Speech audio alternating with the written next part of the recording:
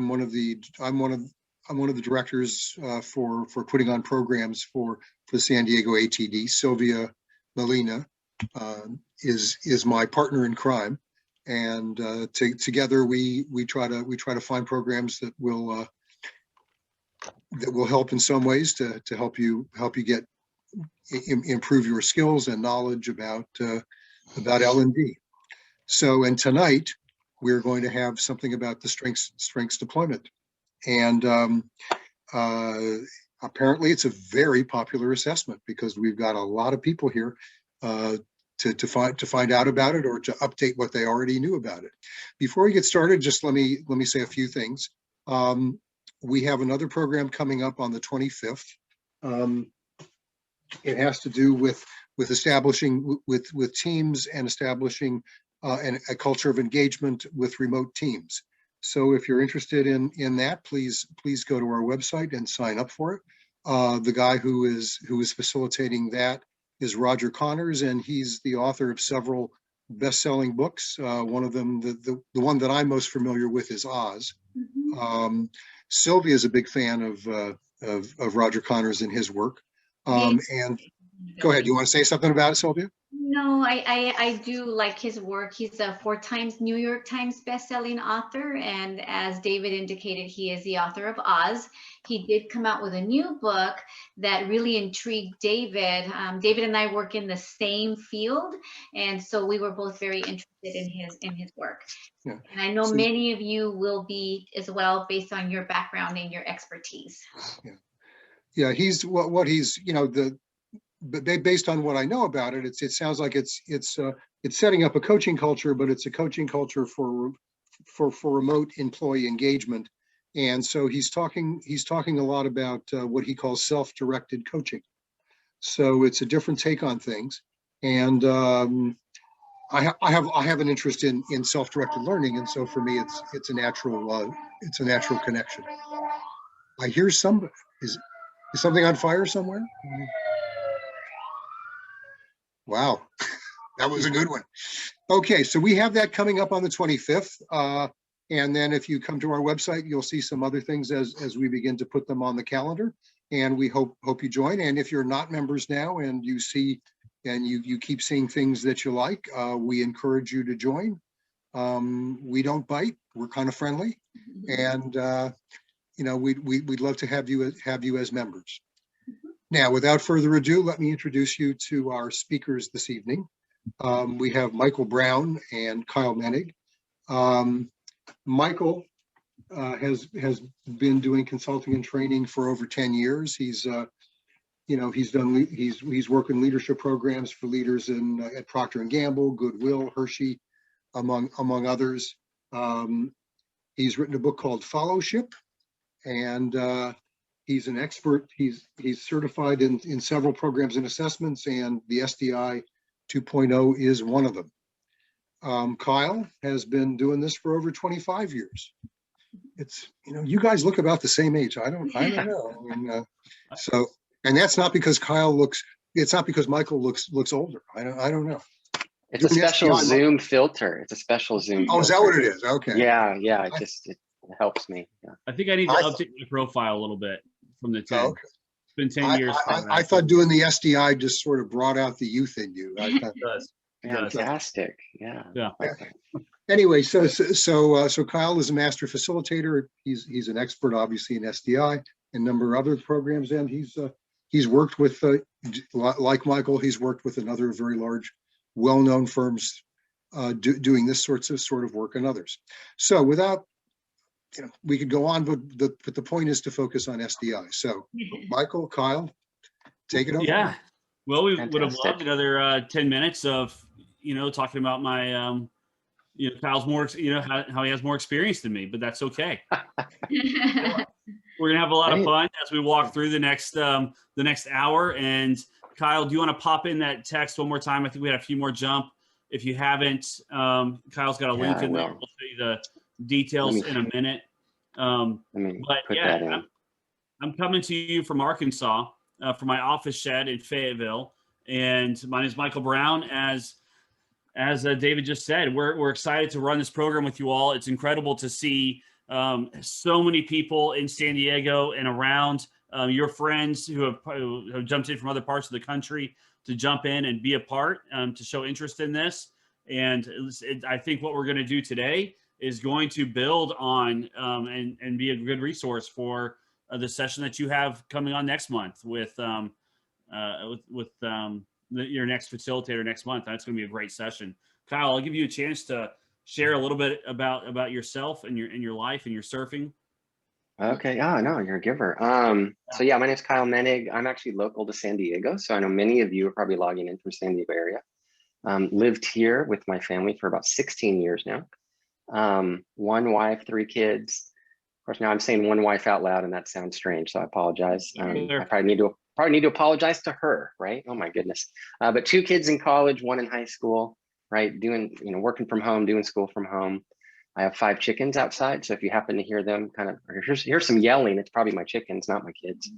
But I do enjoy surfing, street tacos, and strong coffee. So that's a little bit about me. But part of what I really enjoy is what I describe as helping people be better humans. And I really do appreciate times like this, where I know Michael does too. We get to connect with folks that are really in the same, kind of line of work, if you will, investing in other people to help them become more effective. So thanks so much for giving us some of your time. Yeah, thank you. It's a pleasure. I share the love for the coffee as well. I think, the proper way to do it's a French press. And if you disagree, by the end of this, thank you, David. That's all I need. And right outside my shed, it's a frozen tundra. It's 7 o'clock at night, 7:40 at night here. And it's just a sheet of ice. So it's like ice skating back. And so the fun things of surfing and the beach and mountain biking and golf and soccer are not a part of my world right now. It's cold in Arkansas for some reason. So as we walk through this, we want to have a lot of fun, and we also want to make sure that we learn a little bit. So this is results through relationship intelligence. So today we're going to be discussing a few key things, and just let me walk you through that. Number 1, how to build and nurture relationships by increasing your skills in relationship intelligence. We believe that everything that we do is relational. And if we're going to be effective leaders, managers, people developers, it requires, no matter what field we're in, we have to have relationships. And so let's make the best of them, and let's bring value to the people that we have the opportunity to work with in all different walks of life. And then the second part of this is how to improve the content of conversations to reduce conflict. For example, the conversation Kyle will have as he clarifies the one wife with his wife, how to improve the content of those conversations to reduce conflict. I've got one wife as well, and I've got 4 kids, and we have plenty of those conversations, and we leverage the SDI 2.0 for those conversations, and they go much better since we've had this tool. That's just a true plug. Number 3 is tips to help you use the strengths to solve unforeseen challenges, boost collaboration, and to drive results. And so as we work through this, that's kind of the focus of what we're going to do. There's many ways to talk about this material and to work with it, but that is the plan for us right now. So one thing we want to do is we want to make sure that we all have access to the tool that you took. So Kyle has put into the chat this app.corestrengths.com link, and our hope is that you're able to log in to that and access this tool. Kyle, I'll let you take it from here. Yeah, so I'm hoping, again, when you click on the link that I shared, you might end up seeing just the website for corestrengths.com, and you would look for where it says login, and it might have a drop down box then that looks exactly like you're seeing on my screen. And once you do log in, then what I'm hoping you would end up seeing is you would be inside of what I'll describe as your account with Core Strengths. Kyle, is it doing this freezy thing? We got Big Sur right here. We got what? Sorry. Big Sur, the update. Oh, fantastic. I'll stop share and then reshare again. Hopefully that'll fix. So this is one of those facilitator moments, everyone, which is so exciting that I did an update on my computer, not realizing it may not play well with Zoom. Help me now, Michael. What is it showing? Is it showing? Kyle has started to screen share. Double click to enter full screen mode. Oh no. Here, do you Yeah, want to? Michael, I know we might need you to help do this. Listen, I can share a screen, and I we'll know, see if you're if powerful. let's try this. No, let's have you. I'll stop, and then you can go. All right, here we go. Thanks for the patience, San Diego. I know you guys are fantastic. All right, but I didn't prep for this. I was excited to have Kyle run it because it's easier that way. Here we go. You can just sit back. That's always the Are you best. seeing a login screen? We are, yeah, Perfect. fantastic. Okay, let's rock and roll. So once you get into your account, what I'm hoping is, and if you could pull up the platform, Michael, that'd be great, just to show them what we're hoping that they would see, which would be all of the different tabs that might relate to your own results with core strengths. Let's see, just a second, and I will. Okay, you're a giver. So a question, if I have my report Yeah. printed, do I need to do this? I mean, it'll be up to you, because part of what we're going to be demonstrating a little bit of. So for sure, David, you'd have all the relationship intelligence about yourself that'll be inside of your report. And part of what's so great about the online platform, though, is you're going to see inside of your accounts, they've actually, and some of you might have explored some of the tabs there, like on compare, for instance, which is right next to your discover tabs. But what's nice about those is they've put what I'll describe as fake humans, kind of demo people, so that you can start to learn about other types more and how to communicate with them more effectively. So this is the screen, hopefully something like this. It may not say core strengths at the top. So Michael, if you could just go up to the top where it's showing the tabs, that's what we're hoping you're going to see when you log in, like discover, compare, teams, for instance, those tabs at the top. Now, if for some reason you do not see what I'm going to describe as discover, compare, and teams, totally okay. You might have more of a colored rectangle, might be the way I describe it. And Michael, if you could slide to the bottom and just show them what we would need you to do if that's the case, meaning you don't see discover, compare, teams. You're just going to need to go to the bottom and you can see that word continue, that button. You may need to click that 3 times. You might need to click it 8 times. I'm not sure exactly, but once it says let's go, okay, and you click let's go, that's what's going to open up those tabs that I'm describing, and show them again at the top, Michael. Clicking continue until it says let's go will then open up where you can see discover, compare, and teams. And that'll be important again, because tonight, part of what we're trying to help you with is not just to get the information about yourself in terms of relationship intelligence, but how can you, again, leverage that or use that information to get, I'd say, better results with others. And Michael, we'll demonstrate it more particularly later, but just click on compare so they can understand what I'm talking about. Perfect. Maybe like fake humans. You'll actually see that all of the accounts, we have these demo people, and they'll be very clear that they're demo because it says demo in their picture. But we're going to be coming into this a couple times tonight just to show you what you have available to you to learn how to communicate more effectively with people that might be in other parts of what I'll describe as the core strengths triangle. Okay. So any questions, any thought? Is anyone stuck and not quite here yet before we move on? That would be great to hear. If you're stuck and you can come off mute and share, or just pop it in the chat and let us know, because we want to make sure you have the access. Yeah, great. And Sabrina, I saw your question.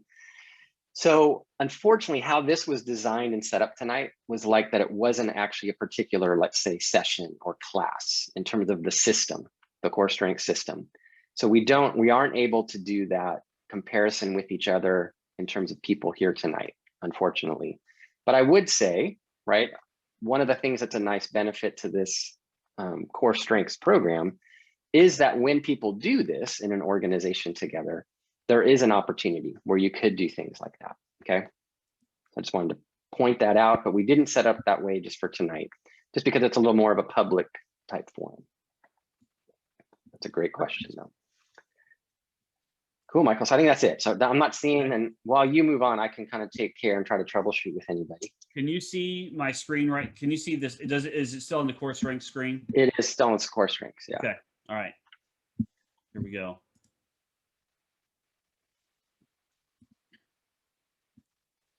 Okay, so as we keep going into this, what's the difference between relationship intelligence and emotional intelligence? As we talk about, emotional intelligence is a big topic. It's a big thing. And we're saying relationship versus emotional. And this is a big shift that I think is important to make. Both are great concepts. I spent over, trained over 1,000 leaders in some local organizations here in Arkansas and around the country on EI. And it was good, but I felt like it was very difficult. If you all have studied EI and have trained on it and have worked on it, it's a difficult thing to process, to figure out your emotions and how to manage them, focus on the other person and go for the win-win. It's a challenge because the tools to use to do that are somewhat limited. Relationship intelligence, I'll say, is a game changer for someone like me who just needs as many effective tools as possible. So relationship intelligence, it focuses on relationships over time. It's not just the person that we meet in the cubicle or in the office or on the Zoom room once. It's not just this interaction that we have together, but it's the interactions that we're going to have moving forward. It's not just the emotions of the moment. It's how do we have a healthy relationship, working relationship for years to come. It's as we think about relationship intelligence, we think about describing the differences in personalities. So as we look at the assessment, you're going to see 7 regions that we're going to walk through in a minute in terms of where someone can land in their typology as we look through from the lens of the SDI 2.0. In emotional intelligence, we're not looking at personality typology. We're thinking about emotions. And in relationship intelligence, people evaluate the success of their own relationships and desired results, and it varies with personality. In EQ, it's rated as having a high or low EQ. And so we have a different standard of measure. Our standard of measure is very much around, gosh, do we have a healthy relationship and how we work with this person? So I'm going to let Kyle take us a little bit more into this. Yeah, so just to get on the same page in terms of what we're talking about in relationships, you can see on the screen, it's a short definition, right? Relationships are all these connections that are built on a foundation of both shared experiences, but also future expectations. And what we mean around that is every relationship has a past, present, and a future. And what becomes important to understand, right, is that the past actually impacts the present. You know, how we see someone, how we work with them, depending on an experience in the past, we might have a positive mindset, and that sets us up really well to work with them in the present. If something didn't go as well, though, right, that can impact, again, how we currently see and work with them. So if we have better information about what was going on in the past, maybe we can recast that past. What also impacts the present, though, is the future. We all have future expectations of how we'd like things to work out with people.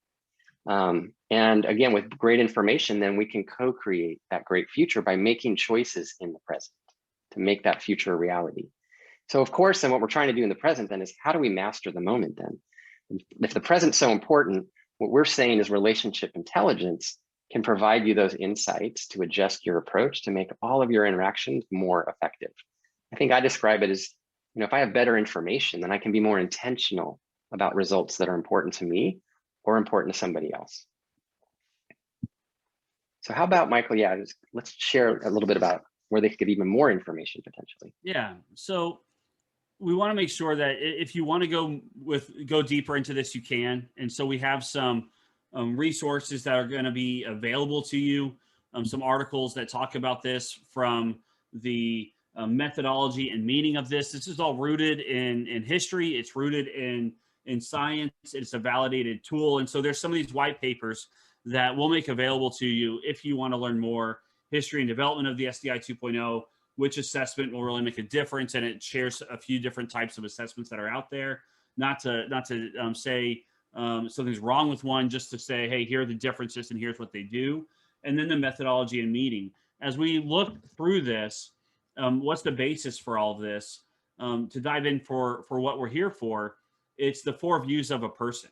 And so if we think about it this way, there's an analogy that we use often. We talk about an anchor and a buoy. And so if you see a buoy, it's always anchored to the ground. Like there's an anchor that holds it in place. The buoy can shift over time, but it's anchored. And so when we think about the 4 views of a person, the motivations, the first 2 parts of this, the personality, That's the anchor. That's how we're anchored. That's us at our core.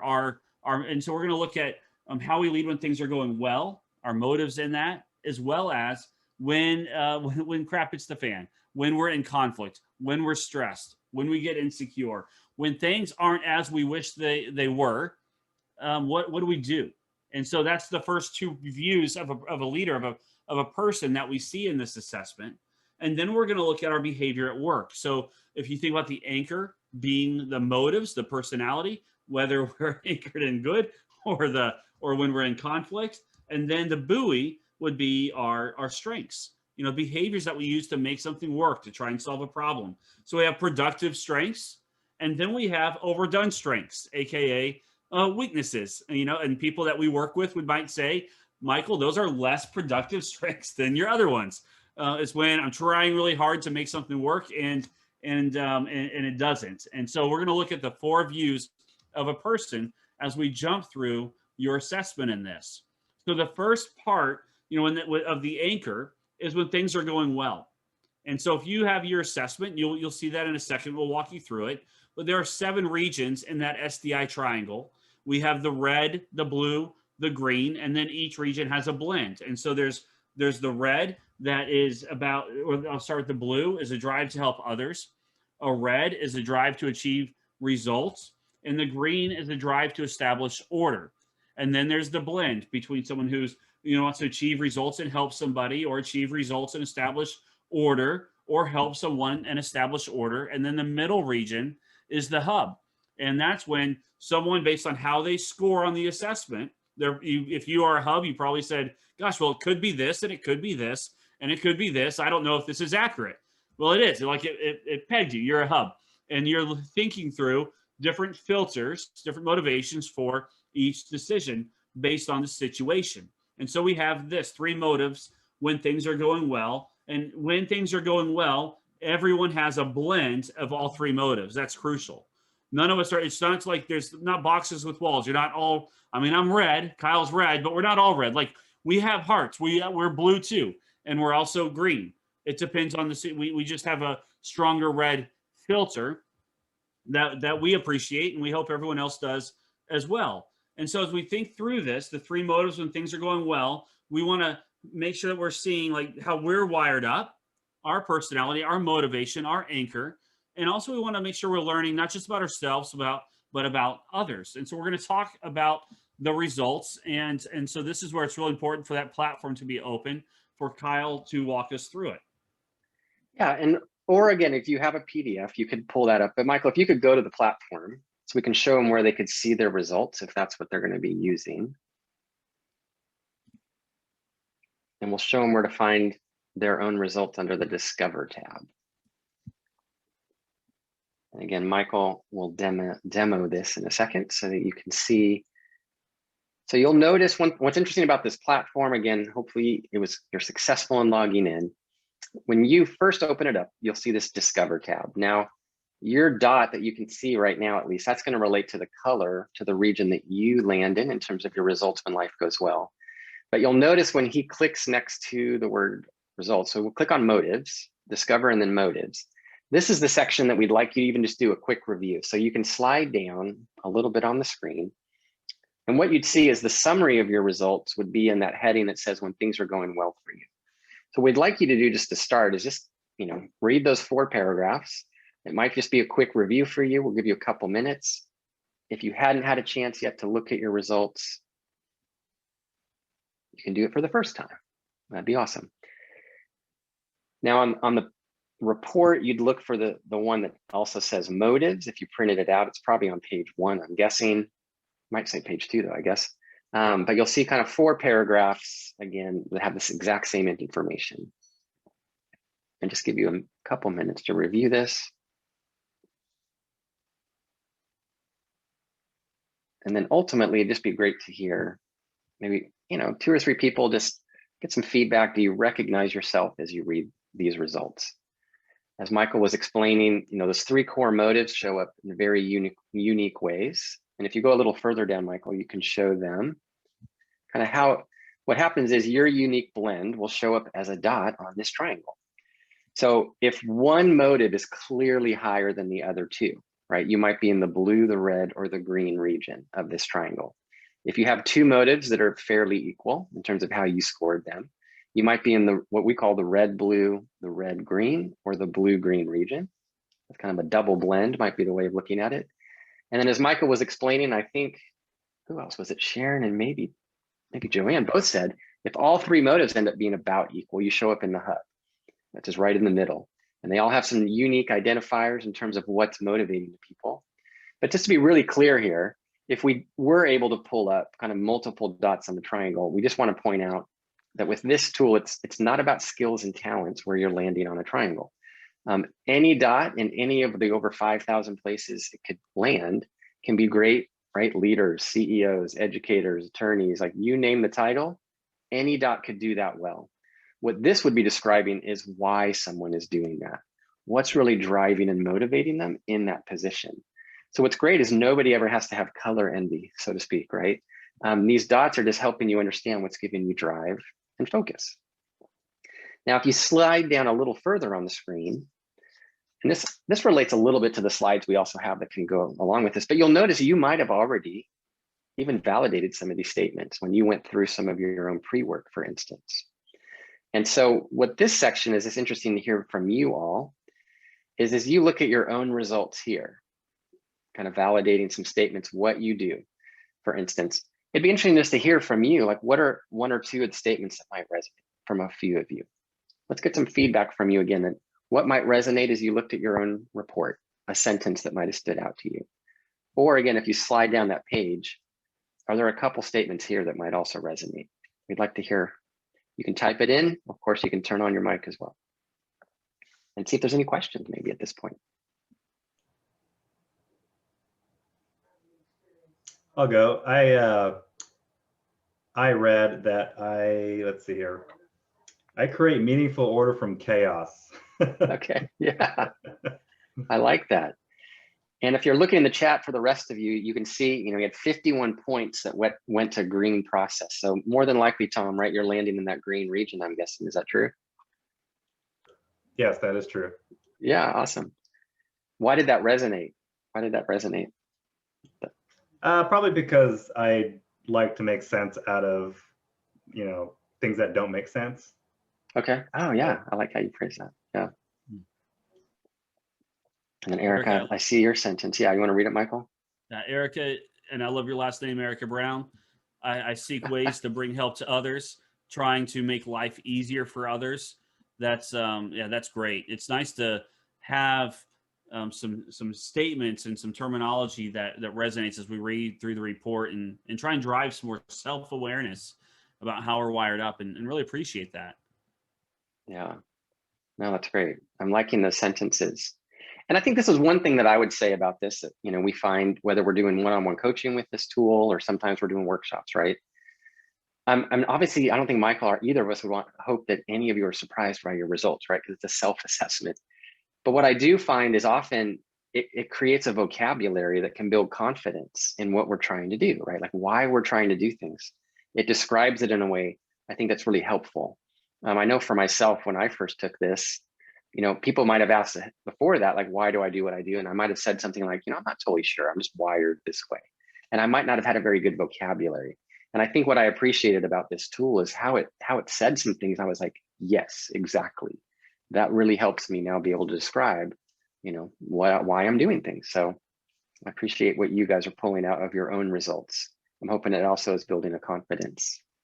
And as we look at the, I would say when you put your statement in there, if you type in some things, why don't we write in, if you're comfortable with it, write in that you're a hub or a blue-green, or you can even put that on your name if you'd like. And so we can start to see as we interact and as we talk, if you want to share that, if you're okay with that, hey, here's what a red sounds like. And they respond to this question, or here's how a blue resonates.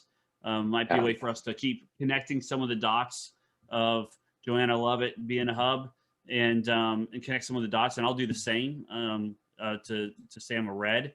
And when we look at the validation sheet, it says validate your motives. Underneath that, understanding your results. You'll see there's the one here on the screen that says what you do.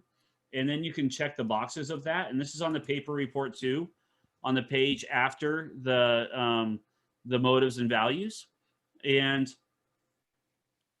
for me, it's been really helpful because especially during COVID, there's all these shifts, all these challenges. We've got a few kids doing virtual school. One little, our little girl can't go to preschool anymore. And so, big shifts, big changes in work and everything, as it has for you all. But that doesn't mean I need to lose who I am and how I work.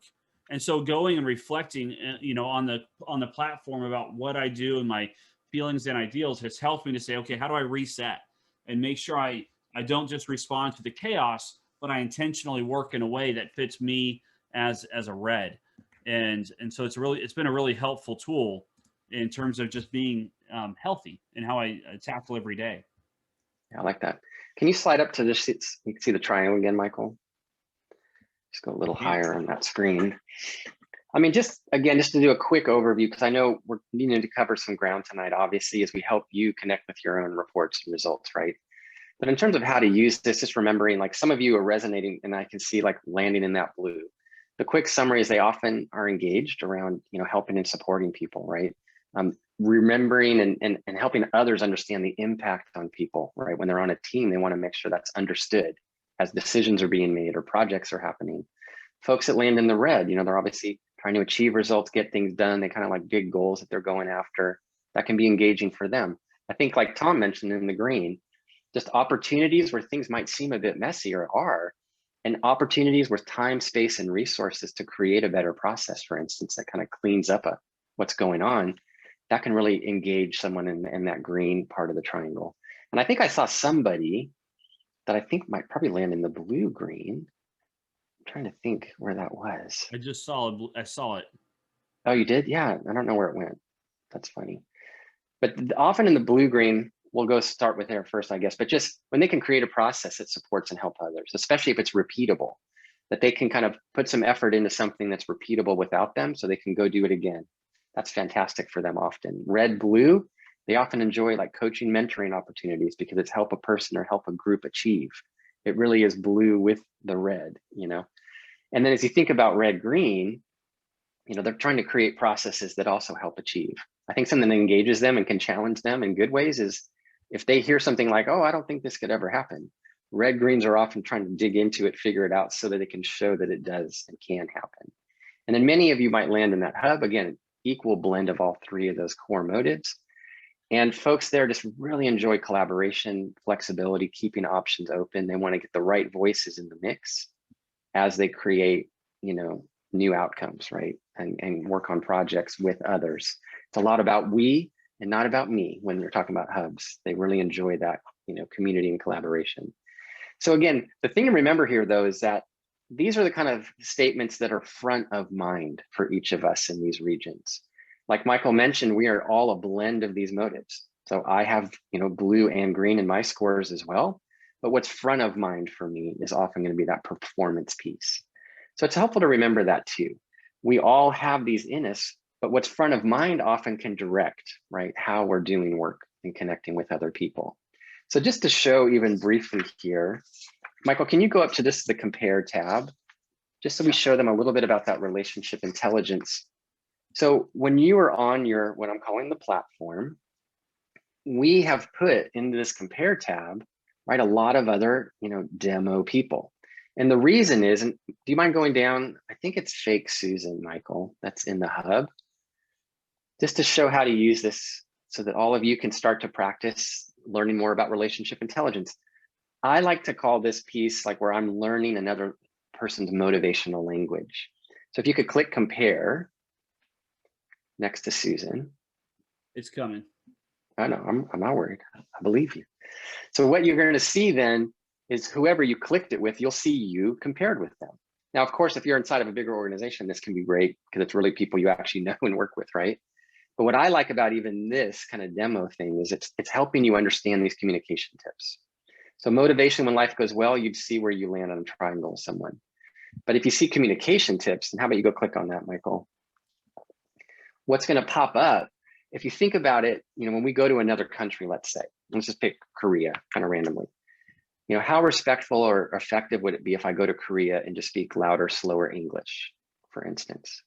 Let me get some quick thoughts in the chat, or feel free to microphone, as many of you are now horrified to even consider that situation happening. Right, ultimately, it's not very effective, and it is not that respectful, right? If I were to go to Korea and speak louder, slower English. To me, that's what it's like with these motives. So when I want to connect with Susan, for instance, I can come into this, click on communication tips, and now I'm going to see it at defaults to meetings. And some of you that are hubs, you can confirm or deny if, like Tanya, I think, and others, if these seem like helpful tips.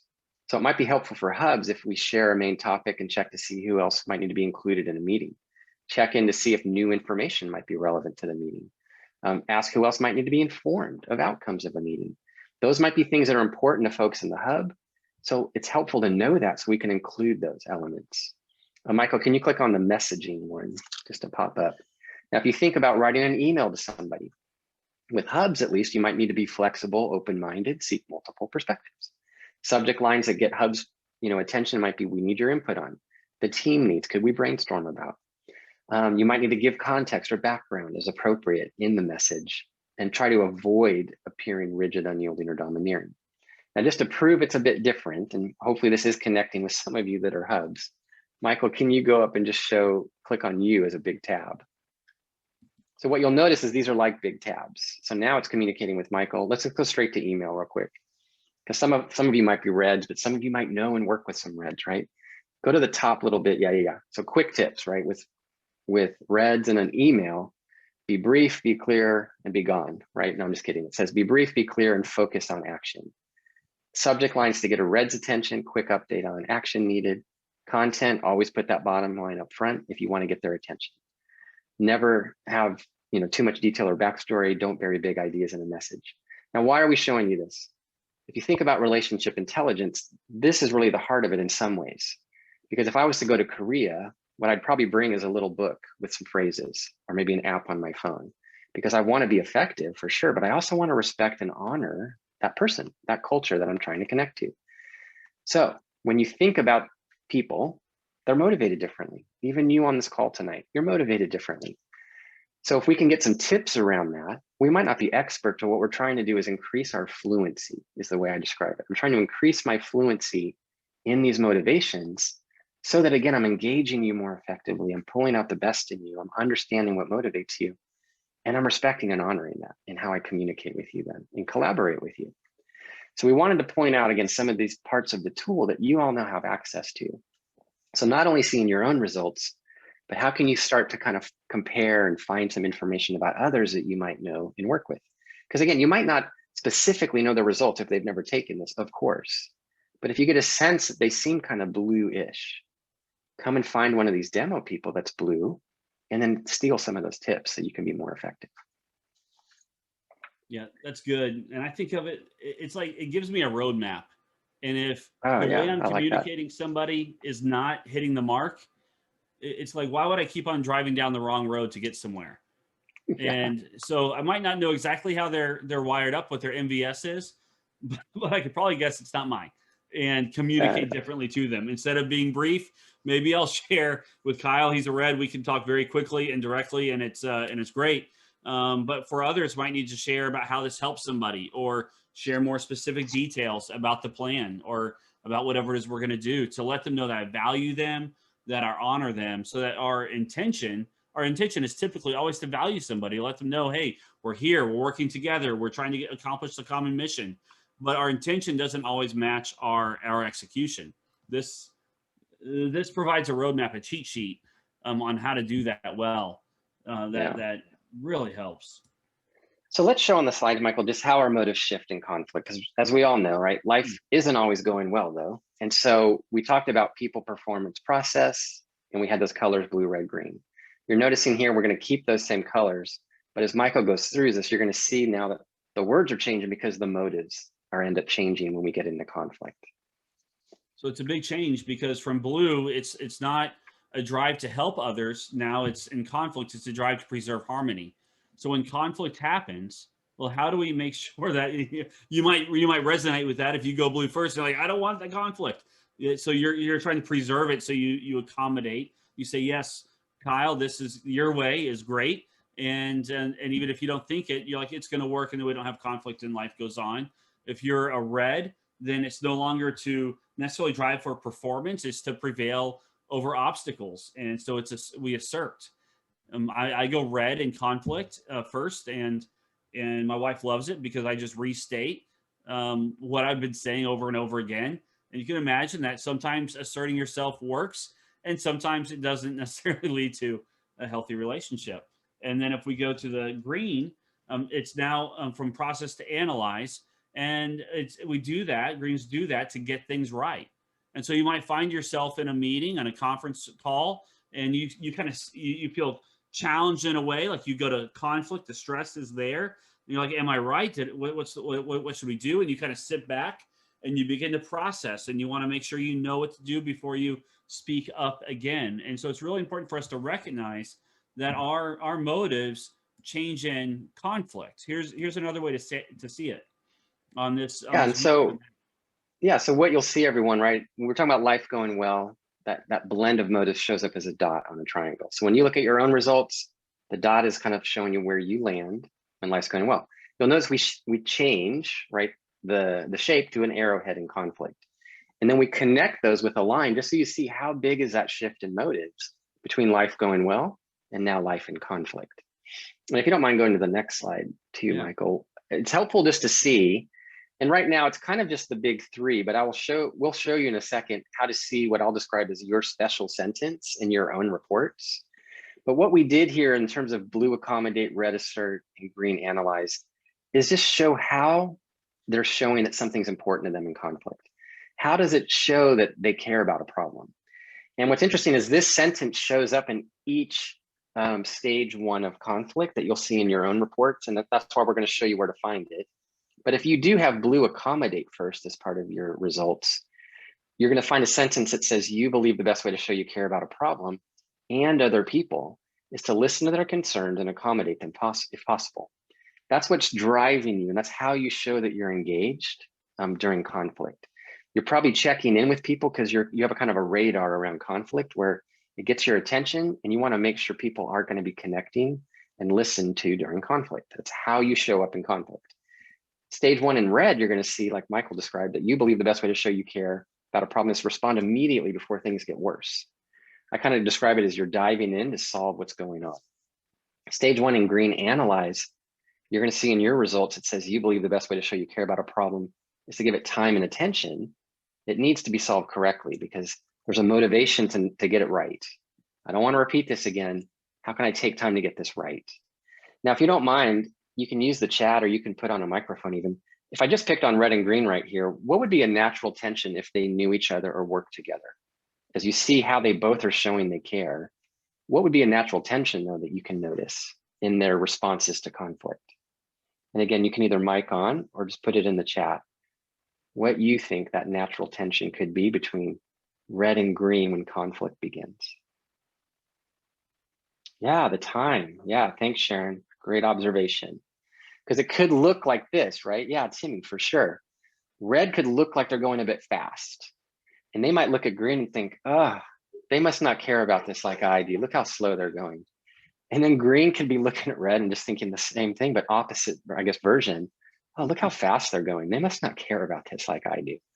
And so what's so interesting is once we now can break down that barrier, because now I can recognize, oh my goodness, that's how they show they're engaged, is by going a bit slower if they're green analyze.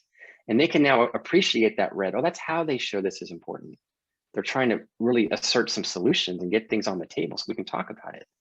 And then blues are going to be checking in with everyone, just kind of make sure, what are you thinking about this? How are you feeling about this? Is there anything you'd want to share? Because the relationship is so big to that blue accommodate. Now, real quick, Michael, can you pull up the platform again, just so we can show other people where they could find, because some of you might have a different, you might have some brackets because you had equal motives when conflict begins. So go to discover, and then you're going to click on the word conflict. And so one for all of you, just to see, if he slides down, you're going to see a whole section here. Well, first you can see a picture of kind of your changing motives, but how you experience conflict is this section. that's going to describe your approach to conflict and how you approach problems. And you'll see, and Michael, maybe you can highlight it, the end of the last sentence of that first paragraph under how you experience conflict. So down a little further, under how you experience conflict. There we go. Oh, okay, here we go. So it's going to say, nope, the last sentence of the first paragraph. So it says, you believe the best way. This is where each of you has a particular sentence related to your approach when conflict begins. And to me, again, I think when I first even took this myself, it really did actually build a confidence of like, yes, this is what's important to me. This is how I show I'm involved and engaged and care about something. But it was so enlightening to hear the sentences of other people, to be honest with you, because now I could recognize, oh my goodness, I used to judge that approach of going slow. And now I'm realizing, oh, that's how they show they care about this. So Michael, real quick too, if we can show them just how those communication tips change. Now, we're not going to spend a ton of time on this right now, everyone, because we want you to explore this. But if we go to compare again, and this time pick on Amy just because she's at the top, Michael, that might be easier. What you're going to see is you explore, again, using relationship intelligence to have better information about conflict. When you click communication tips here, what you're going to notice is you have an opportunity to also click the word conflict. So next, it starts with life going well, but the tips change around conflict. Now, some of you might have green analyze first. I think we were talking, I don't know who it was right now. Who was that? Do you remember, Michael, at the beginning? Who it was? I'm trying to remember. It might have been Sylvia. Might have been Sylvia said she went green first.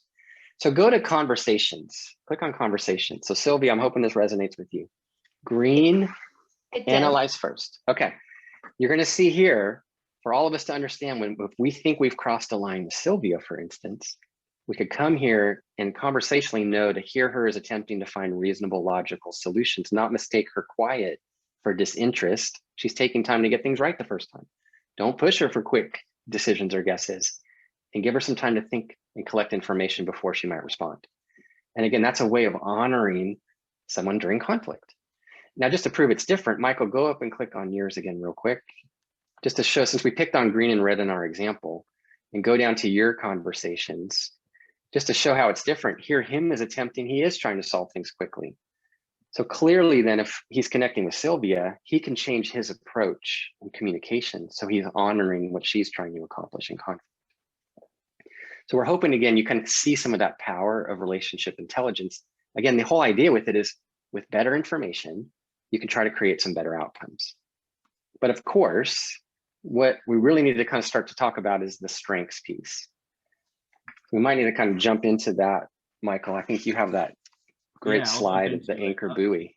Yeah. I just want to make sure we reiterate what you already have. That's so important in all of this, as we think about how we leave when things are going well. Like Kyle said, like that's self-awareness. If you're on this call, you're probably like, yep, that's me, and that's good.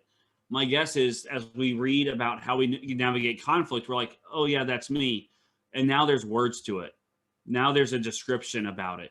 And so now how can we use that information to build better relationships, to communicate more effectively as we see that in us? On the flip side, to know, I love how Kyle framed it up on the slide before, to know how we are, that we're just trying to help. We're trying to solve. We might not be doing it in the best way, as I assert, or you accommodate, or you, or someone, another person processes, but we're trying. And so when we see people that we work with trying to solve a problem and they look a bit stressed or flustered, or they're not hitting the mark, and sometimes we can place judgment on them for that. Well, this is like, for me, it's great because this is a logical, scientific reason as to why I shouldn't judge them. And they're not bad people. They're not bad employees. They're not bad team members. They're trying really hard. And so I can shift my approach with these tools in order to be a good leader rather than create more conflict. And as we look at this is another way for us to see how to do that. Again, it's just that anchor and buoy metaphor. And the anchor would be our motives. And so we talked about how we're anchored when things are going well. What's important is when we go to conflict, our anchor has moved when we're in conflict. It's shifted, but that's for another day. But our behaviors are always, our strengths are always connected to our motive. There's a reason, and there's a reason for that. And so, look, for example, I'm a red motive, and I have a lot of red strengths, but I could have a green strength, but it's for a red reason. There's reasons why we deploy the strengths that we deploy, but always anchored into who we are at our core. There's a reason why we do what we do. Can I say, can you stay back on that real quick? Yeah. Just, I like the idea, everyone, just so you hear, like, you know, when he described the 4 views of ourselves, again, just to reemphasize that part of the theory, you're gonna have 2 views of yourself that anchor you, right? What motivates you when life's going well, and what's motivating you? Why are you doing what you do in conflict? And now we're finally gonna now start talking more about this buoy. And like a buoy, right, it moves around based on its environment. So depending, and we gave you a context thinking of work when you took this assessment. And so when we're going to start looking at our own strength portraits coming up here shortly, you're going to see, you know, strengths you like to use a lot at work and strengths that don't show up as much. But of course, we just want you to understand those can move around. It might be a totally different looking portrait when you think of yourself with friends and family. So strengths are always needing to move around because we need that flexibility to choose behaviors, you know, intentionally to get new and better results with people. And I think what this tool is helping us all do is to live more connected, might be the way I describe it.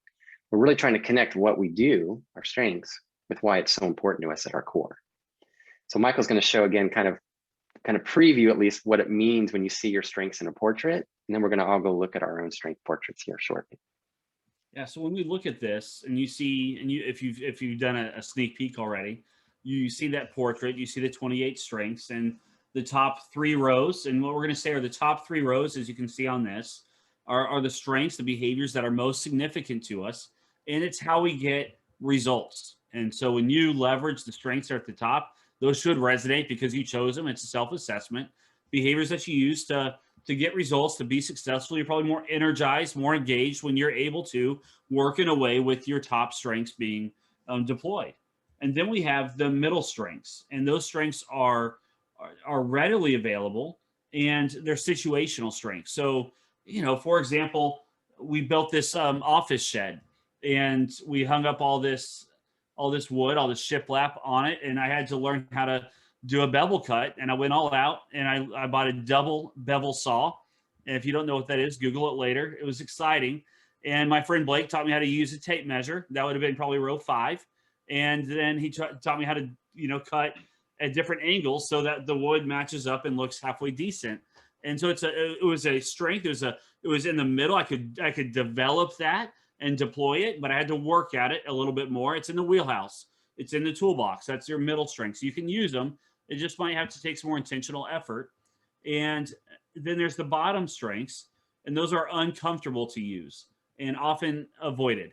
And so you might feel when you have to use those strengths there at the bottom that you are absolutely miserable or frustrated, exhausted. That migraine might come on because you're just not being you.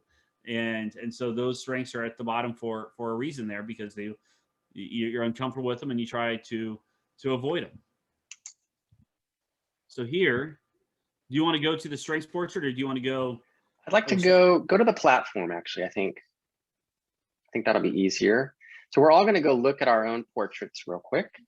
And what we'll do is, Michael, click on, discover, and let's just zoom straight over at the reasons one, if you don't mind. I love the reasons tab.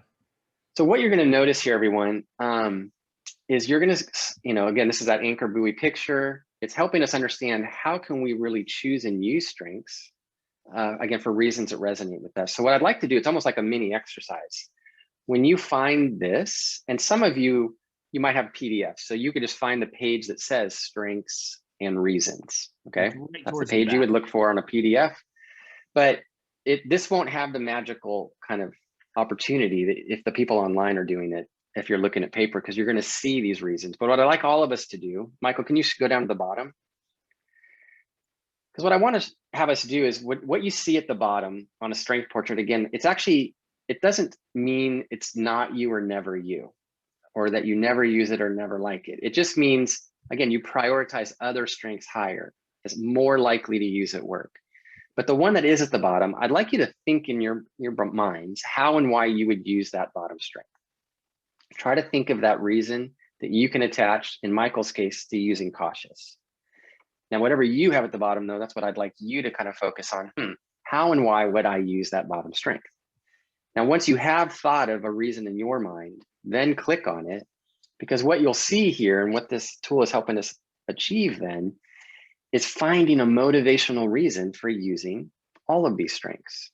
So what's so great about, again, this, portrait on the tab called reasons is it's helping you kind of unlock all 28 of these strengths. So, if you can see Michael's reasons, and Michael, you can let us know if these make sense to you, but right, cautious, Yeah. You're careful to make sure of what's going on, to make your next move at the right time, or to make sure your goals are realistic. And Michael, does that seem like a way that you feel good about using cautious, for instance? Oh, it makes perfect sense. And Okay. With that reason, it connects, and I can deploy that. Yeah. Yeah. Now, just so we all know, right, as you're all pulling up maybe your own, you're realizing like these reasons might be different. Like if you go click on your cautious when you find it on your portrait, if you're a red, it'll say the same thing, of course. But obviously, if you're a different color motivationally, you're going to see completely different reasons. But hopefully, they're reasons that at least make sense to you, that resonate with you. Because a goal here, and if you can click the X just to close that one out, Michael, I guess. When you think of these strengths, with this tool, everyone, strengths are not skills and talents with this tool, right? There's other strengths tools out there that are great. But they're typically looking at strengths as skills and talents with an idea of, hey, focus on a few and you're going to feel great about what you're doing. And that's true for what those tools are all about. When you're seeing this tool, it's been around for 50 years, its view of strengths is that these are relational strengths. So in essence, you actually want and need access to all 28 of these. Because if you just focus on a few at the top, sure, you might think you're getting good results with those consistently. That's why they're up there. But again, they're not going to work with everybody. So we never have to feel stuck. So in essence, this portrait is 28 ways that you can do things differently. 28 ways that you can get better results with people in your lives, people at work, right? So we want you to really look at strengths that way, because you might determine, and since I'm red too, I can do this with Michael, but click on flexible, Michael. I have that pretty low myself as well, kind of lower half. Like there's been times now working at home with COVID that this has been a strength of mine, even though it's lower like Michael's, that I'm like, I need to tap into that more. And again, I can find my red motivation, so I feel authentic doing it. I feel more connected to do it. And yes, Janice, to answer your question, so anyone that lands, clearly in the green region, they would have their own reasons for using all these strengths. And it looks like, Janice, you land in the hub, so your reasons are going to be different than what the green reasons would be. But to get some insight into that, and we'll just do this briefly, everyone. And then Tom, I sent you a message, but Michael and I forgot to confirm our end time. So it'd be good for you to let us know. But Michael, can you go up to the compare again real quick? Because I think this is fun for all of you as you're exploring and thinking of coaching other people or whatever, right? If you're working with someone that's taken this, there's ways that you can use this, right, to help coach them to new and better results. So obviously this tool, as you think about your own reasons, it's almost kind of how you can self-coach, right? And self-manage. Hey, if I'm feeling stuck with this person or this team or this client I'm working with, are there new and better strengths that I can choose instead to get results that I need? Now, when you go into compare, what's interesting, and Michael, let's pick on green. So pick on Lance or Eric. Fine, you can pick on Eric. I wanted Eric. We're going Eric. Yes, so this will kind of be, to Janice's point, click on strengths. So it's right above the word assess motives. So what's interesting in this, as you think about relationship intelligence, and then click on reasons, yeah. So hopefully you saw what he did there. He clicked on compare, he found Eric, someone he could connect with. He clicked on strengths right in the middle of this kind of section. And then he opened up and clicked reasons underneath that. Because now what's interesting, Michael can have insight into maybe let's pick on, for him, sociable. It's right at the bottom. So let's say Michael had to coach Eric and he's hoping Eric can develop this new strength because Eric's working from home, things are different, his team isn't feeling as connected to him. Hey, Eric, I think if you could lean into sociable, you might get some new and better results in your role with your team. Do these reasons make sense to you, Eric? And so sociable, engaging easily in conversations, activities to exchange ideas with others or to learn what people think about things. Now, Tom, if you're on right now, I think you mentioned you might be in the green. You can help confirm or deny if those seem like good reasons for using sociable. And of course, we'll find out Tom's stuff. Yeah, I Okay. would say, I would say those are reasons for being sociable, because Okay. I do want to hear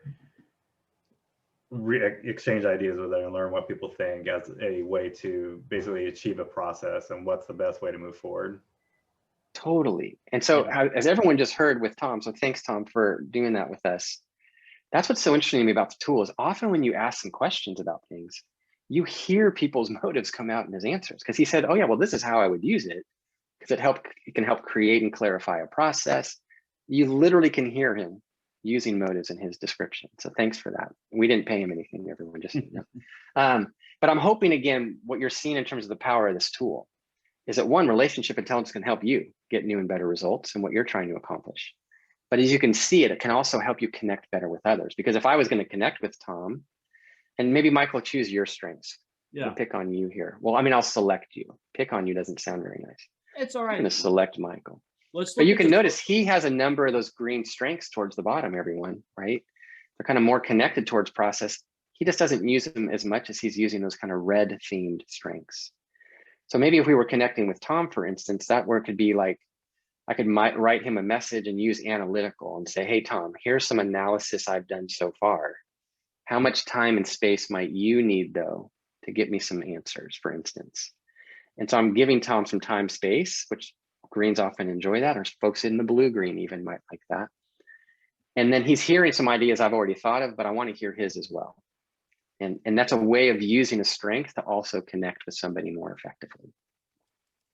So we're just trying to give you a lot of different ways that you can use this tool, again, to get better results, both for yourself and with those around you. And then Tom, you might not have heard my earlier call out. Michael and I are just making sure we know the end time for us, so we know when to wrap up. So that'd be great.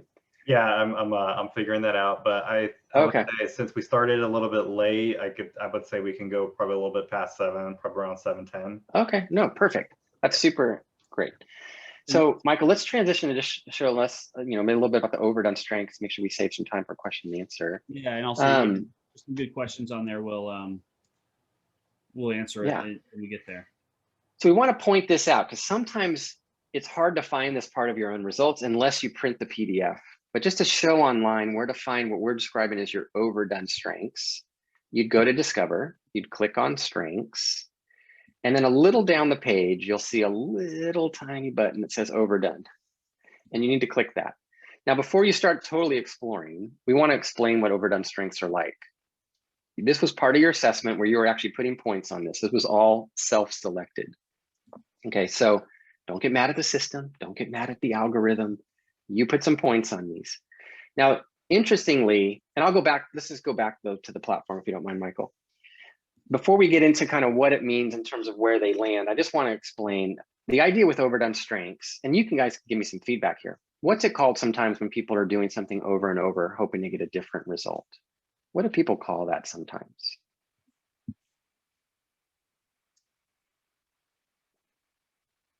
Yes, thank you, Norma. Okay, yeah, and thank you, Sylvia. Yeah, so people call that like a definition of insanity, right?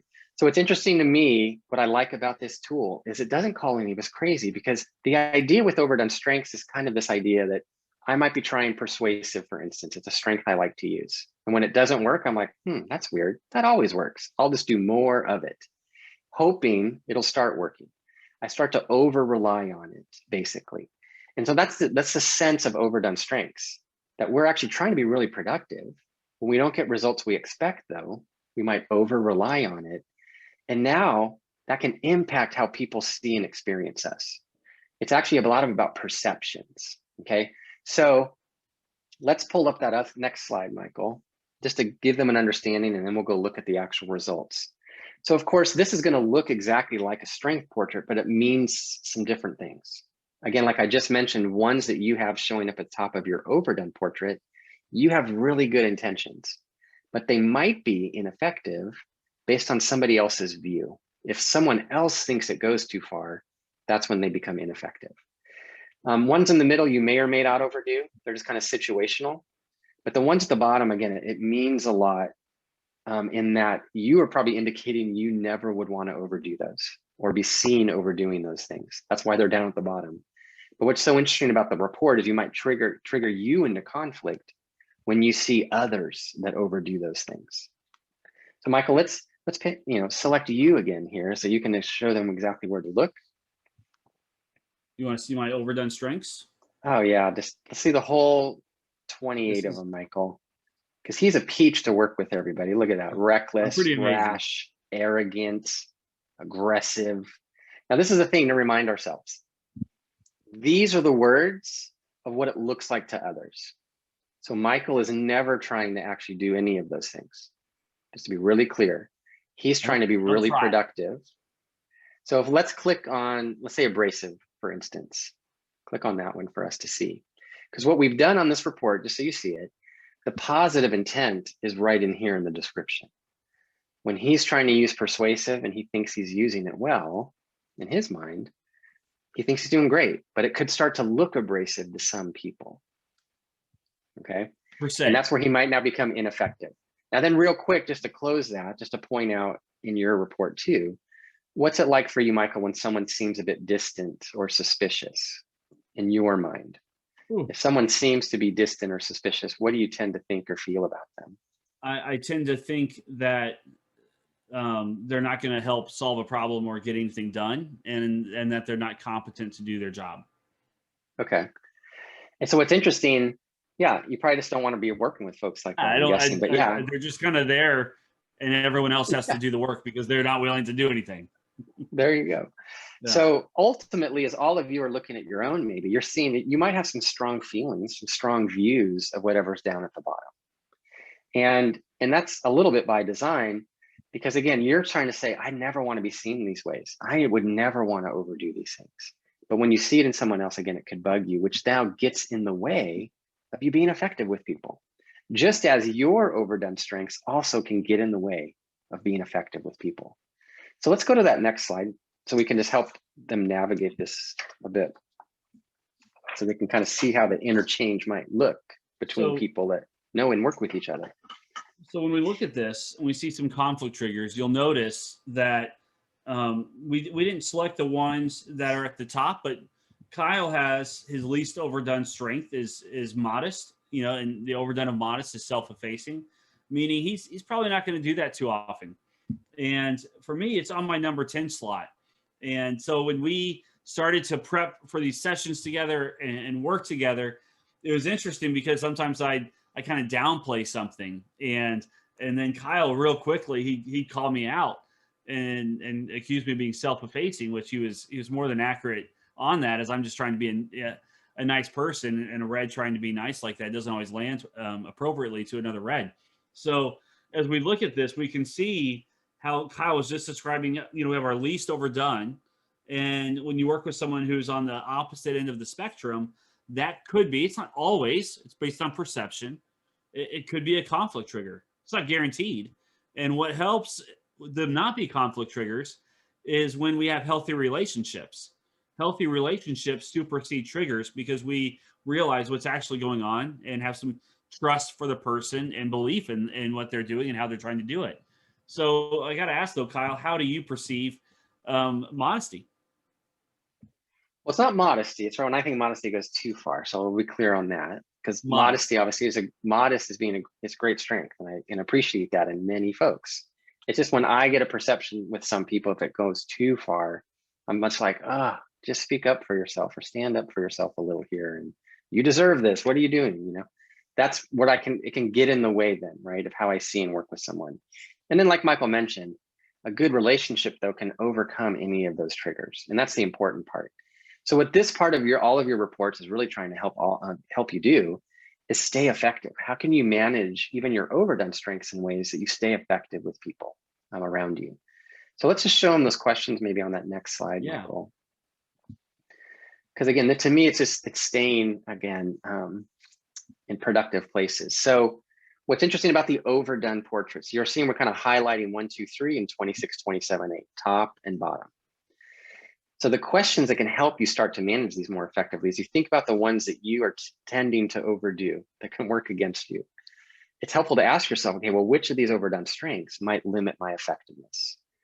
And if I keep overdoing them, how does it limit my effectiveness, maybe my leadership, my team, my clients, my family? Like, you can put the words that you'd like in there.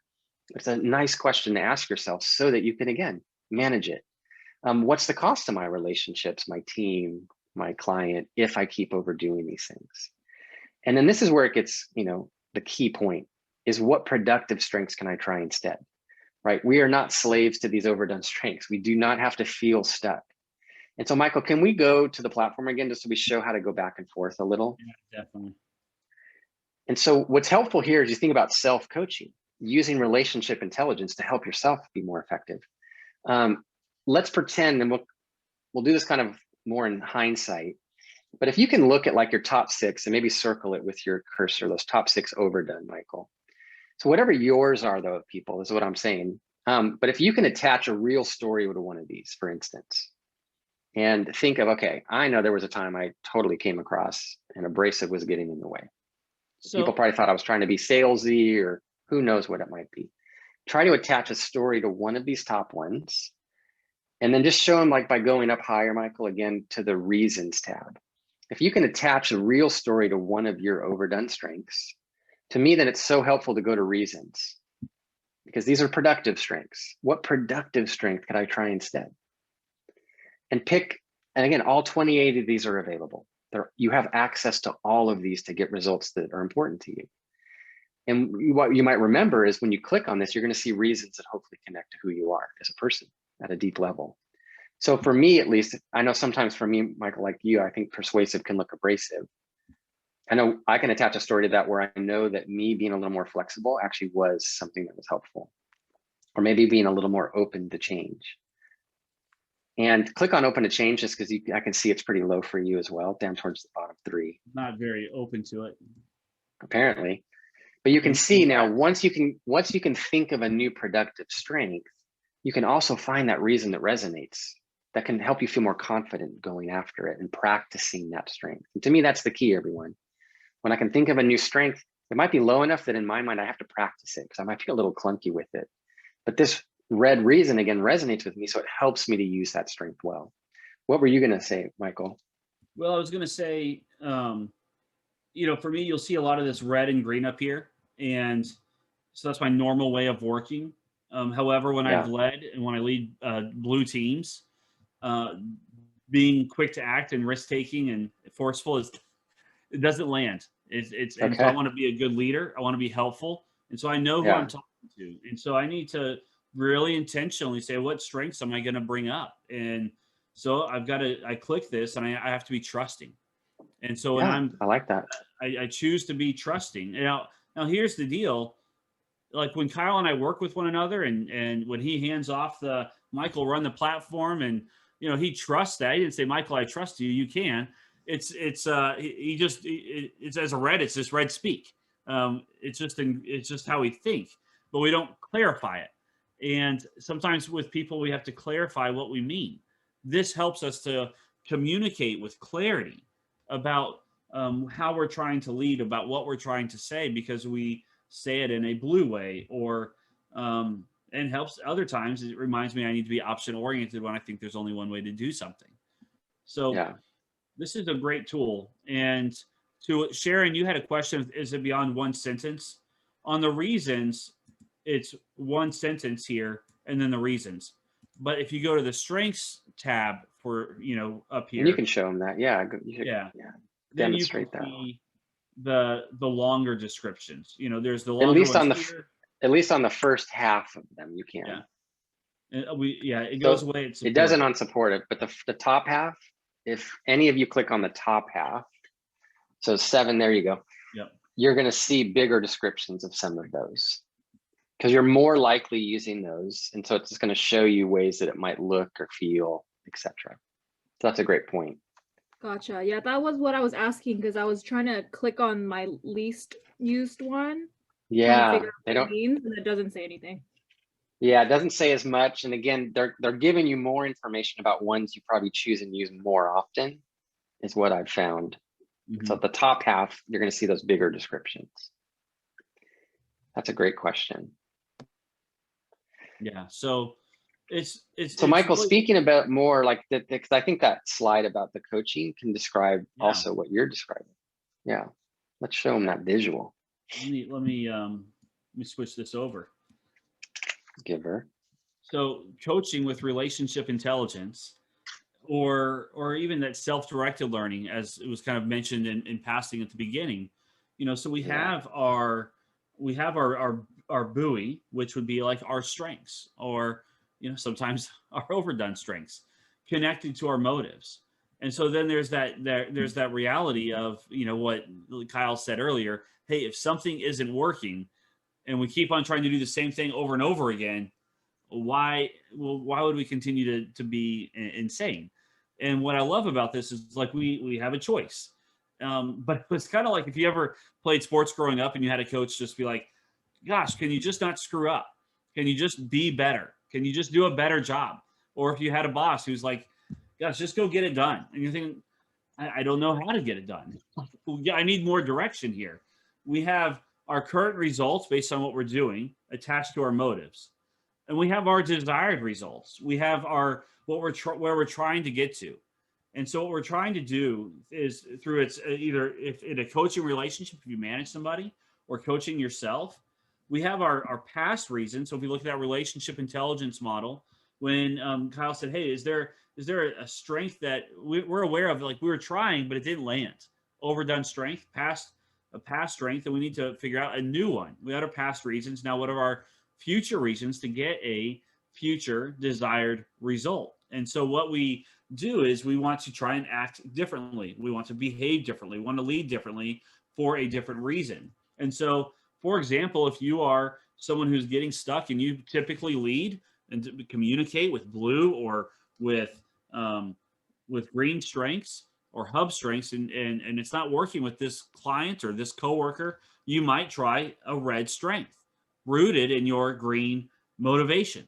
You might try and develop something a little bit differently because you haven't been hitting the mark.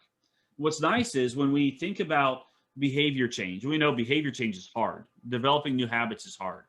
But when it's attached to our motivation, we're more prone to actually live out and make that change. Because the reality is I remember I was coaching a leader and she was a blue and had a new red boss. And the blue way of communicating with the red boss wasn't hitting the mark. And so she had to develop a red strength. She had to go in and say, this is what I think we should do. And she was a very high level leader, but uncomfortable with the red strength. And so she went in and she communicated with forcefulness and with clarity about this is what I think we should do, with the route to go. It was uncomfortable. As she did it more, it became more comfortable. She grew in her ability to do that strength. When it's connected to a reason for motivation, we're more prone to keep trying it, to keep developing it, even if it doesn't always work the first time. So it's not just a try harder, be better, don't screw up. You have more tools in your toolbox to work out to get a better result without losing your voice or without feeling like you're stepping out like so far out of yourself. No, you're connected to a reason that resonates. And so you have more ability with your tools to be intentional about your development here. Do you have anything to add to that, Kyle? I think that's fantastic. Yeah, I mean, this is, to me, that strengths and reasons, everyone, like whether it's for yourself or conversations you might have with others, for instance, like when you can attach a reason to a strength, that just can make all the difference. And that whole part of your report with strengths and reasons, especially when it comes to some of the lower ones that you may not be giving as much attention to when it comes to your strengths. Clicking into it to see your example reasons, again, it just feels like it unlocks all 28 of those strengths. And that's the thing to really, remember. They're relational strengths, and you want access to all of them because it's 28 ways that you can do things differently and essentially get better results. So one kind of pithy thing I might say about this tool sometimes is that it really is designed to help you choose the right strength at the right time for right reasons to get right results, which of course doesn't always work that easy, right? But the idea is when you have right strength, meaning you have 28 to choose from. Right time is something important to you, a client, another person. Right reason is exactly what the report is showing you, a reason that helps you feel authentic doing it, that you're not faking it. You feel confident using that strength. And right results is never guaranteed, of course. But the idea is if you're trying different strengths, you're really going to then connect with people more effectively. And that to me is kind of the heart of this, that you're living more connected. Just like the buoy, you're connecting your behaviors to why it's important to you. So let's just kind of do that next slide. I guess we're going to kind of finish where we started in terms of that theory. Let's just go to that next one. Sorry about that. The relationship intelligence one, Michael, if you don't mind. Yeah, I'll do that. And, You're a giver. As you see it, just because I already clicked the button, so I feel weird not addressing it. We have we've hit it, right? Different reasons for different strengths, and so it's really important to read that reason and bring that up in your communication, so it's clear about what you're doing with the people that you are connecting with. Yeah, and that was just showing there's so many different ways of using forceful that connect to different motivations. But when we talk about relationship intelligence, again, to me, it's just that main big idea that, you know, these are insights to help you adjust your approach. And what I do like about the tool is we're never changing who we are at our core, but we can do things differently, meaning choose strengths more intentionally without changing who we are at our core. Again, we're doing it for reasons that resonate with us so that we can create great outcomes with people moving forward. So I know one thing we're going to share, it might be, I don't know if do we have the link for it, or is it coming as like a follow-up to in an email? I've got I believe. You got the link? Oh yeah, check. Fantastic. So just so you know, everybody, yeah, that's perfect. This is just a quick kind of PDF article, white paper that just describes how to use relationship intelligence. I know it's really small to see on the screen, but it's to improve team culture, to have better one-on-one check-in conversations, to have better remote meetings, and how to handle crisis kind of management, how to handle stress with teams. Now, all this really is then is going to give you a lot of different questions and ideas that you can use in what you're doing, all right, either in coaching and leadership. And we just want to, again, just thank you for giving us some time by giving you this, just so you know. Yeah, it's just a real practical tool. And so before we go to our Q&A and give you guys a chance to either ask questions through the chat or to open up the mic and ask a question, we also want you to know that if you are say I want to learn more about this, I want to dive deeper into my result, then I'm going to put another link in here, and then you are able to go in there and schedule an opportunity to connect with me or Kyle or another one of our facilitators or coaches to help you process your results. We want to make sure we provide value and help you really understand. And if you're like, I have a question about this and it's with this thing at work, well, we'll set a meeting and let's talk through it with your SDI results. And so that link is now. I like that. It's like a complimentary coaching session, Michael. Yeah, I love it. That's where.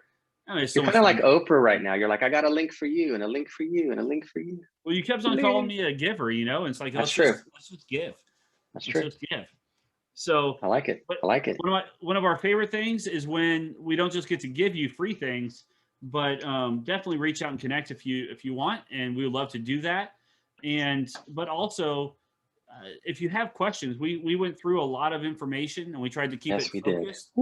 And this could be 2 days of content. This can be 8 hours. It can be 45 minutes. So if you have questions, gosh, right here, this is your time. This is your moment to ask.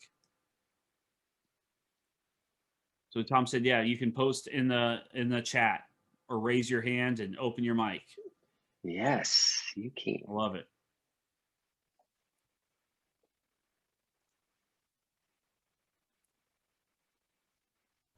Let's give people a second to type their questions out. Yeah. Okay.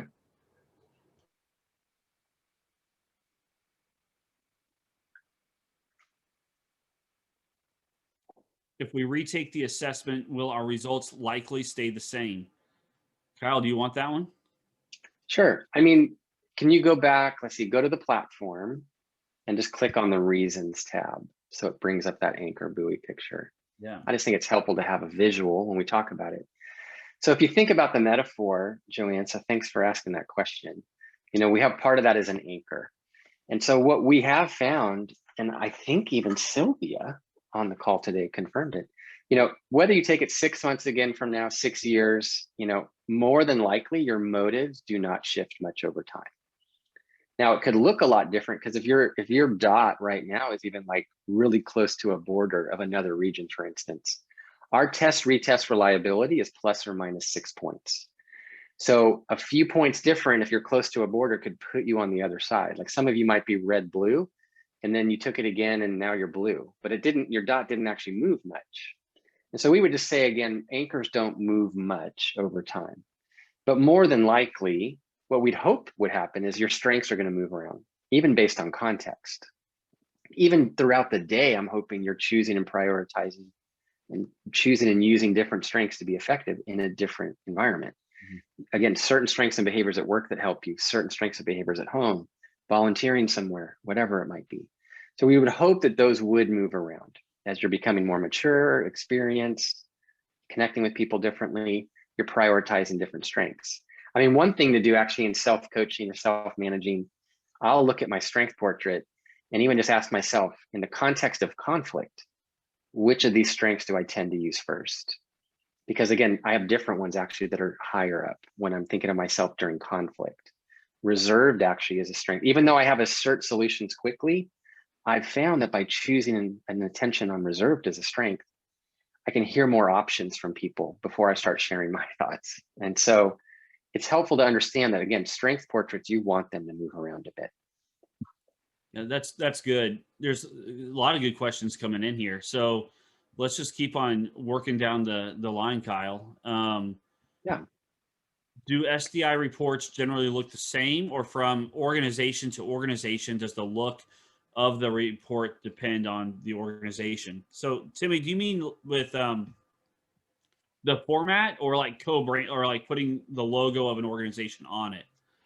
The format. So we work, a couple of us work with an organization, and it seems to me that the reports don't look like this. It's a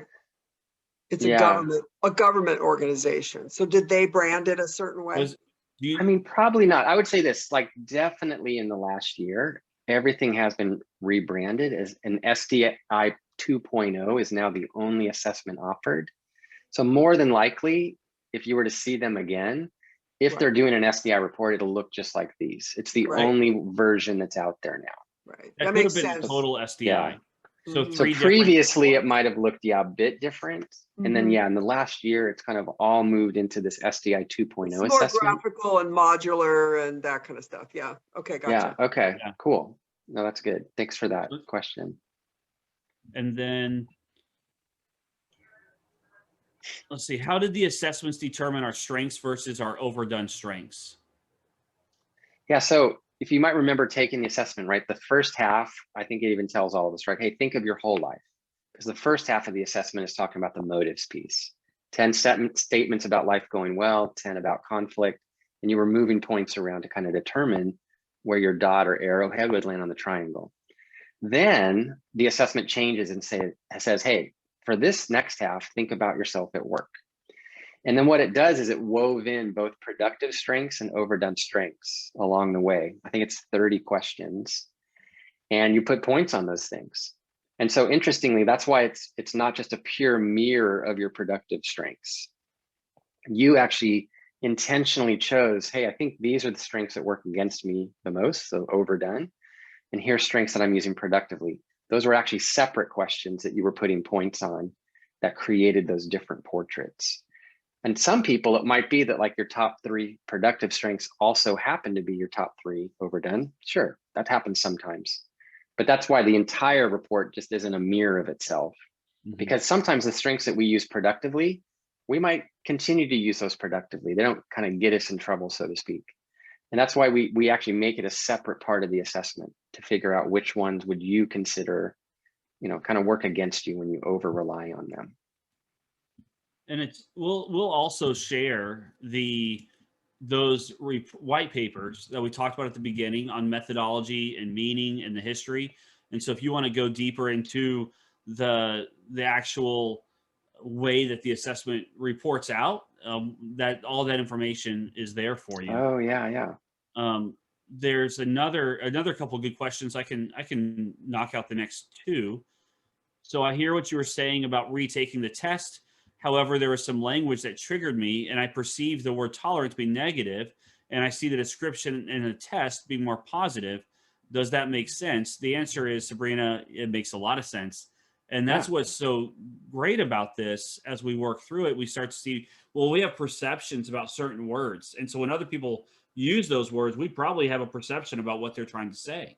But as we walk through the assessment and we see the meaning behind it and we hear how they see it, it can shift our perspective from like the word tolerant or the word modest or cautious, because we start to, or even forceful is one that a lot of people see as negative, but I see as a positive.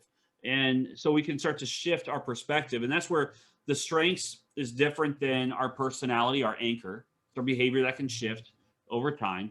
And we can start to see from, hopefully dive into that a little bit and get another Yeah, because to echo that, some of you indicated, you might be in that blue region. And I'm definitely not trying to assume things, because we all know that's dangerous, right? But sometimes folks that land in the blue, forceful is pretty low in their strength portrait. And sometimes, right, there's a negative attachment to that in terms of how they perceive it. But once they open up and see their reasons, where it's talking about, advocating and protecting others, then even folks in the blue are like, oh yeah, there are times that, mama bear or papa bear comes out, right? When I'm going to stand up for someone. And I think that's what's so interesting about the assessment that, Michael's talking about. We might have attached some negative connotations or triggers, right, to certain words. But then once we see the reasons, we're like, oh no, wait a minute. I do need access to that sometimes. There are times that even tolerant would be a good thing for me to use to get results that are important to me, a client, a team, my family, things like that. But that's really important. Like our role, our education, our background, our experiences, those all shift how we perceive words. And so we get into these sessions and with groups and with teams and unpack that. And it's pretty rich conversations because we learn and we process and challenge one another with it. Another question: are the overdone strengths personalized to you with the reasons given, matching your color, meaning your MVS, or are the overdone strengths the same for everyone? And they can shift. They can shift. For me, as a bad example, red with a lot of red overdone. But sometimes you can have a green with blue overdone, or even on the non-overdone. One of my good leaders I've worked with is a red, and he has all blue strengths. And so he took this and he was like, oh, finally, it makes sense to me who I am. And he's been a CEO for years. So yeah, I think Janice took off. I think it looks like what she might have been asking is, Michael, like the definitions inside the overdone strengths. And those are the same no matter where you land motivationally on the triangle. When you're looking at your overdone portrait and maybe you click on one of those to see kind of a bigger description, those are going to be the same actually no matter what the color is of your motivation, just so that you all understand that. But ultimately, I think she ended up leaving. So. Yeah. I think she's going to miss that answer. Well, I answered it wrong. I work with Janice. I'll let her know. Oh, thanks, Joanne. That's awesome. Thank you, Joanne. So Kyle and Michael, can I jump in a little bit? For sure. Tom is going to take a group pick. Go ahead, Tom. All right, everybody. Let's give me 1 second. Okay, everybody, 1, 2, 3, smile with your camera on. They're putting your camera on. Okay, and by the way, let's try that again. Let's try that again. All right, everybody with your camera on if you like to. Everybody smile. 1, 2, 3, cheese. All right, I got it. Awesome. And I put my red background on just to try to look cool. But all of you are like, no, Kyle, you don't look cool. Sorry. Red background doesn't help you, Kyle Menig. It was a pleasure to be with you all. Are there any other any other questions? The yellow or gold one, did you see that one, Kyle? I did. I haven't heard of any other colors in the past. So but who knows? I mean, it's a tool that's 50 years old, and I haven't heard of that or seen that even in previous versions. Personally, I mean. One time I used yellow stickers to represent the hubs. And so there's 30 people in Little Rock that call themselves yellows. See, you ruined it for everybody, Michael. Oh my goodness. Yeah, I did. I ruined it. And that got all the way to San Diego. So we won't tell anyone about the branding mistakes you've made. Don't tell our team. So any, yeah, so you guys have the links if you scroll up on the chat to access the Together guide, which has really great practical tips. You have a link to schedule a time to get on our calendar for a one-on-one debrief. And if there's anything else we can do to help you process, ask questions, you have, I think you guys have you can find us on LinkedIn and shoot us a message. And I would say, again, you have those platforms, right, that have those tabs. So please explore, like compare. I know we didn't even show them the Teams tab, but if you were ever in situations where you're working with groups, part of an organization, you can create group views pretty easy. So you can explore that. When you click on the platform, you'll see a Teams tab, and there's easy ways, and you can do it with the demo people right at first, but you can see group views. And again, there's an example one. So multiple dots means multiple humans together. And again, it's just helpful information using relationship intelligence to see, hey, what might motivate a group? And you could click on conflict and like, where do we go in conflict? Not just where do I go, but where do we go? What's important to all of us? And on a group view of strengths, it speaks a lot about culture and atmosphere of a group working together. And it helps a team start to talk about, hey, which as a group, right, 28 ways we can do some things differently, right, to create a better culture or to get better results with a client or on a project. And so it's a really nice tool to kind of talk about. I mean, we were doing something recently, I don't know, where a group of us at Core Strengths were like, oh, and similar to this, that's why it caught my attention, analytical was low. And we started realizing, oh man, we need to give that more attention the next time we plan something, because as we debrief this certain thing we did, it didn't go as well because we didn't have enough analysis involved. So it's a nice way, again, to help teams start talking about relational strengths that can help them achieve results as a group. So please have fun with that platform, explore it. It's part of why we wanted you to create those and take the assessment, so you can really play around with it. So thanks, everybody. Yeah, thank you all. Feel free to connect on LinkedIn and talk again. And you guys have an awesome rest of your evenings. David, thank you so much for bringing us in. Yeah, thanks for hosting us. And yeah, thanks, Tom. And we did record this, so be on the lookout for that for an encore presentation. Fantastic. Awesome. Thank you. Thank you. Yeah, thanks, everybody. Bye, everyone. Good night.